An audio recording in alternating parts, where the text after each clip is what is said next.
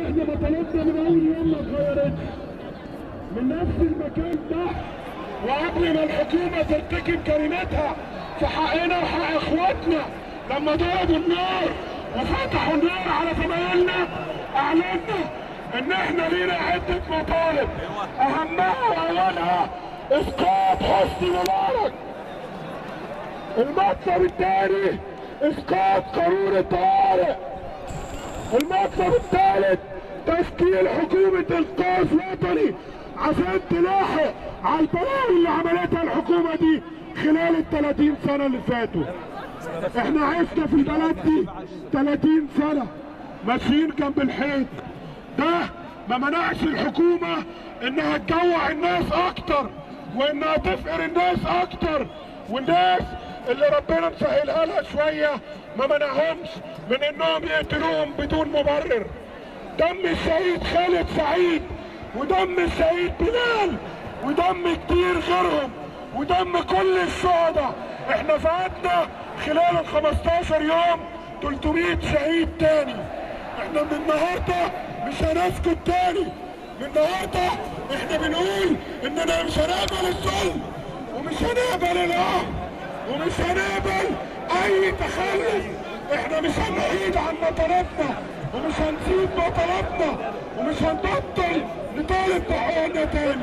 وجودنا هو قوتنا، وقفنا مع بعض ايد واحده هو الضمانه الحقيقيه لاننا نحقق كل اللي احنا عايزينه.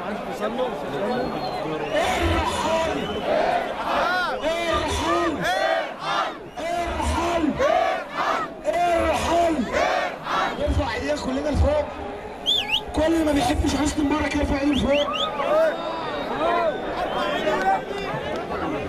كلنا ورا بعض. بلدي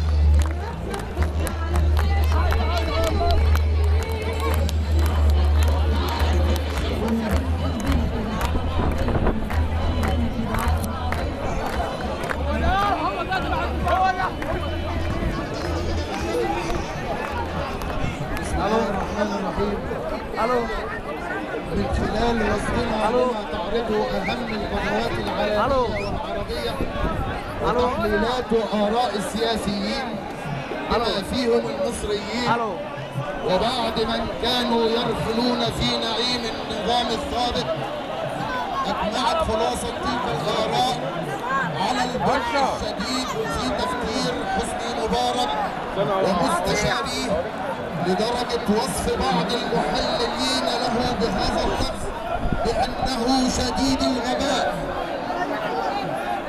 فكونه قد قال في خطابه الثاني المعسول بأنه عاش هنا وسيموت هنا، وأثر في بعض البسطاء، أرى أنه كان يقصد كرسي الحكم الذي سيموت عليه ولا يريد أن يتركه. وفي إطار ذلك نقترح أن يتم تشكيل لجنة ثلاثية من كبار الأطباء النفسيين برئاسة الدكتور أحمد عكاشة مثلا للكشف الإجباري على المريض محمد حسني مبارك لتحديد مدى تفاقم المرض العقلي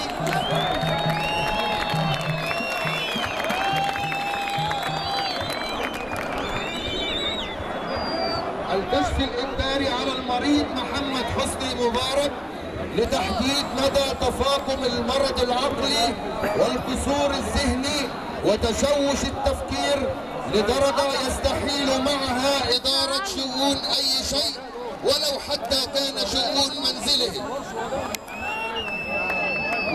ويعرض هذا التقرير الطبي على الشعب قبل تسليمه إلى السيد رئيس المحكمة الدستورية العليا، ثم تستكمل الإجراءات سريعا ليحكم نظيف اليد الذين نختارهم وتكون مصر فعلا للمصريين. ونريد أن نوجه كلمة وتحية لجيشنا الحبيب. لقد رأيتم ما فعله النظام الفاسد بشعبه حين قتل العشرات والمئات وأصاب الآلاف من خيرة شباب وبنات مصر، ولم يكلف نفسه حتى أن يقيم حدادا على روح الشهداء ولو حتى بشكل رمزي وقبل أي اجتماع لهم. كما رأيتم يا جيش مصر كيف هتفت الملايين بالحب والتقدير التلقائي لجيشنا العظيم بمجرد ظهور الدبابات في الشوارع في لوحة تشكيلية لم تصنع في تاريخ الفن على مر العصور، بل صنعها الشرف والكرامة والواجب الذي يحمله الجيش المصري على كاهله دائما. لذلك وبعد أن انتصرنا على كل الأفخاخ التي وضعها النظام الفاسد عليكم يا جيشنا الحبيب أن تنتبهوا لهذا الفخ الأخير الذي صنعه النظام الفاسد قبل أن يلفظ أنفاسه الأخيرة. يا جيش مصر العظيم، إن أفرادكم هم أخي وأبي وابني وجاري وصديقي وعمي وخالي، فأنتم منا ونحن منكم، فإياكم أن تنجرفوا لرغبة النظام الفاسد، فأطيعوا كل آمر إلا هذا الأمر، أطيعوا كل آمر إلا هذا الأمر، وتذكروا فقد رأى العالم كيف انتصرنا بأيدينا المدرعة على عصابات الشرطة ثم عصابات الجماعة. في ثاني جايب جزيرة؟ فنحن ننتصر دائما وبكم سنقيم دولتنا الجديدة المدنية شو اليوم يا رجل؟ شو الليلي؟ وعاش مصر. شو اليوم يا رجل؟ شو اليوم؟ ها؟ أي بتقول؟ ما له في أيه؟ ما له من عندي يا رجل. كلنا زي حالتنا يا راجل، كلنا زي حالتنا يا راجل، وبنته وعيال عيد. يا شفت الشيخ سعد ولا شيخ نصار؟ احنا نفس النظام، نفس الشيخ سعد والشيخ نصار نفس النظام. ما فيش حد على كله نفس النظام. ها؟ كله نفس النظام. ما حدش داير. طلع بطاقتك انت قبل ما تخش، طلع بطاقتك قبل ما تخش.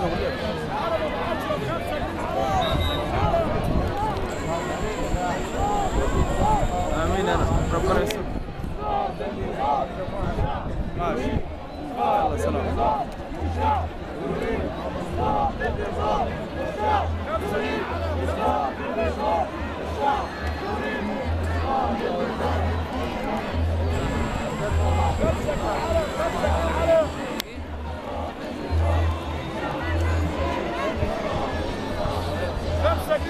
كبسة العرب.